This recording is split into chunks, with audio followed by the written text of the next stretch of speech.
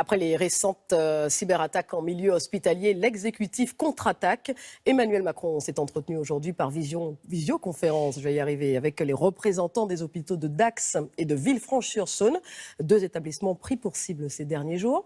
Le chef de l'État évoque une crise dans la crise et promet de débloquer des fonds. L'objectif étant d'identifier ces pirates virtuels et bien sûr de parvenir à les contrecarrer. Diane Schlanger, Grégory Hérault et Damien Fleurette. Hôpitaux, mairies, entreprises. Le nombre de cyberattaques a quadruplé en un an. La France veut désormais faire de la cybersécurité une priorité. Quelles sont ces mafias du net? Elles revendiquent leurs attaques sous des noms énigmatiques. Ryuk, Netwalker, Doppelpaymer. Leur mode opératoire, crypter les données d'une entreprise et réclamer une rançon. Des organisations criminelles souvent basées en Europe de l'Est, mais qui agissent dans le monde entier. On est vraiment face aujourd'hui à des PME du cybercrime qui sont très organisées, avec un découpage des tâches, avec une rationalisation de leur fonctionnement, dans un objectif, c'est faire le maximum de profit sur le dos de nos organisations privées comme publiques. Les victimes payent-elles?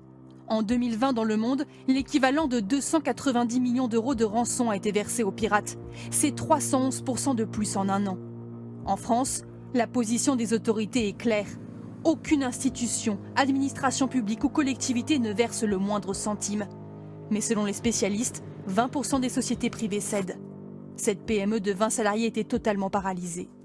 Tout est dessiné sur ordinateur, ce qui veut dire que si tout d'un coup on n'a plus de données, on ne peut plus faire tourner les machines, on ne peut plus fabriquer, on ne peut plus rien faire.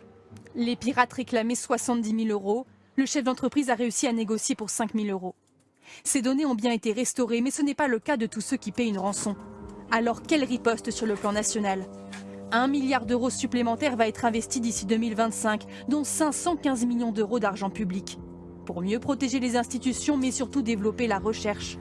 Un cybercampus sera créé à La Défense l'automne prochain. Plus de 1000 personnes sur site pour renforcer la cybersécurité en France.